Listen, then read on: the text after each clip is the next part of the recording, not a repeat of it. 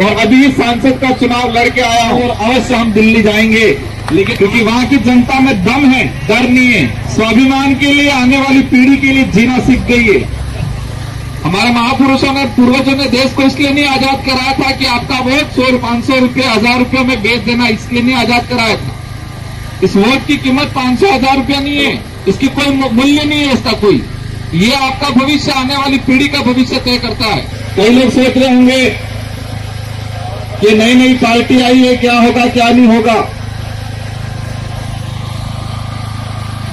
सोच पे निर्भर करता है कि हम कितना सोचते हैं। जो जितना ज्यादा सोचता है, जितना बड़ा सोचता है, इतना बड़ा करके दिखाता है। और हमारे राजस्थान के अंदर हमारे 84 सातवाड़ा डूंगरपुर की जनता ने करके दिखाया। आज मैं आपके सामने हूं और मेरी विधानसभा क्षेत्र, आपके यहां एमएलए के चुनाव नहीं होते, सीधे सांसद के होते हैं। मैं 2 बार विधायक बना और अभी सांसद का चुनाव लड़के आया हूं और दम खम के लड़के आया हूं और अवश्य हम दिल्ली जाएंगे। लेकिन आप ही आज तय करके बताओ कि दीपक भाई खुराड़ा को यहां से भेजोगे कि नहीं भेजोगे? पक्का दिल से भेजोगे?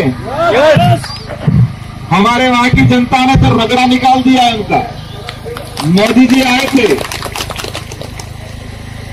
मेरे सामने जो बीजेपी का उम्मीदवार खड़ा हुआ था, उसके समर्थन में मोदी जी आए थे। और आपने सुना होगा कि वहां पर मोदी जी आके इतना बौखला गए थे कि क्या बोल के गए वही पता नहीं, पूरे देश में विवाद हो गया बांसवाड़ा के अंदर। क्योंकि वहां की जनता में दम है, डर नहीं है। स्वाभिमान के लिए, आने वाली पीढ़ी के लिए जीना सीख गई है।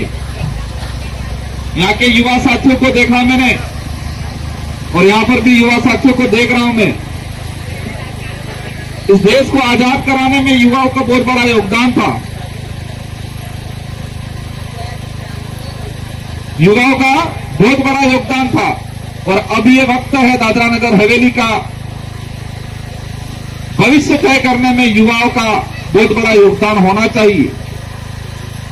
हमारा समय, हमारी एनर्जी क्रिकेट में और बॉल फोन में ही नहीं गंवानी है, इंस्टाग्राम या फेसबुक पे नहीं गंवानी है। आज का जो समय है, आज की जो युवा पीढ़ी है, वो आने वाला भविष्य तय करने का काम करने की जिम्मेदारी आप लोगों के हाथ में। परिवर्तन लाना है। दादरा नगर हवेली की जो परिस्थितियां देख रहे हैं हम, इतना बहुत कुछ होने के बावजूद यहां के लोगों की स्थिति खराब है। इतना कंपनियां, इतना राजकोष इकट्ठा हो रहा है, वो पैसा कहां जा रहा है? आज स्कूलों की स्थिति खराब है। यहां पर आप जिन बच्चों के लिए रात दिन मेहनत करते हो, हमारी कई माताओं के गोद में आज बच्चे हैं, उस बच्चे के लिए आप मेहनत करते हो रात दिन।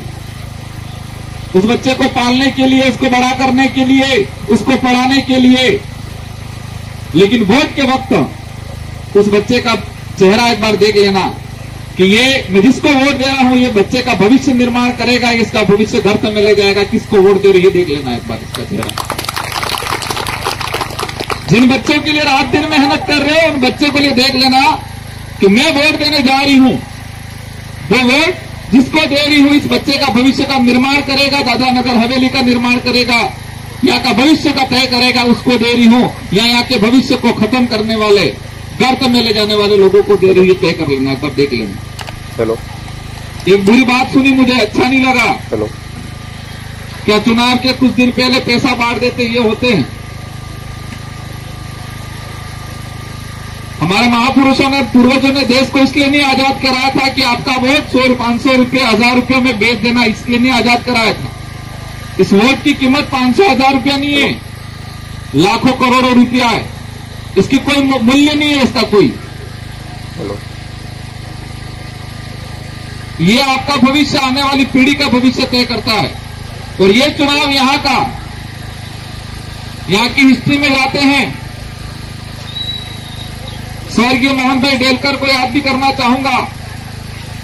और आज जो यहां पर परिस्थितियां बनी, वो दुखद परिस्थितियां बनी है कि जो व्यक्ति जिस सिस्टम के खिलाफ लड़ा उसी का परिवार उस सिस्टम के साथ हो गया, वो गलत हुआ है। दादरा नगर की जनता के साथ गलत हुआ। इन सबको एहसास कराना है कि आज जनता का राज है, जनता तय करेगी कि यहां का नेता कौन होगा। ये आप लोगों के हाथ में है, ये तय करके बताना है लोगों को। देश के अंदर जो परिस्थितियां बनी है, ये नारा लगा रहे 400 पार 400 पार। ये देश हमारा है, इसको बचाने की जिम्मेदारी हमारी है। हमारी जिम्मेदारी सिर्फ फेसबुक इंस्टाग्राम चलाना या शाम को क्रिकेट खेल के शाम को 2 रोटी खा के सो गए, यही जिम्मेदारी नहीं है हमारी। जिस देश को हमारे महापुरुषों ने आजाद कराया, उस देश को बचाने की जिम्मेदारी भी हमारी है। और देश में जो परिस्थितियां बन रही है, वो परिस्थितियां कहीं न कहीं आने वाले समय में हमारे देश के लिए, आने वाली पीढ़ी के लिए घातक बनने वाली है। लोगों को झूठ बोल बोल के हमारी उधर की जनता तो जागरूक हो गई है। 2013 में सत्ता में आई, ये 15-15 लाख रुपए दे दूंगा यूं करके, यही चला था उन लोगों ने पूरे देश में। आया किसी के खाते में? 2019 में वापस सत्ता में आई ये लोग, पुलवामा हमला हुआ। मैं इस अवसर पर इसलिए बात बताना चाह रहा हूं कि जब तक हम थोड़ा इतिहास नहीं जानेंगे, तब तक हम भविष्य का निर्माण नहीं कर पाएंगे। 2019 के अंदर सत्ता में आने से पहले पुलवामा हमला हुआ। इन लोगों ने प्रचार किया पूरे देश के अंदर कि इस बार देश में शहीद हुए सैनिकों के नाम से वोट दिया। जनता ने वोट दिया कि पुलवामा हमला का बदला मोदी जी लेंगे करके। सारे टीवी चैनलों पे एक ही चलाया कि पुलवामा में हुए शहीद सैनिकों का बदला मोदी लेगा करके। क्या हुआ? सत्ता में आ गए, सत्ता में आने के बाद आर्मी भर्ती खत्म कर दी और अग्निवीर ला के रख दिए।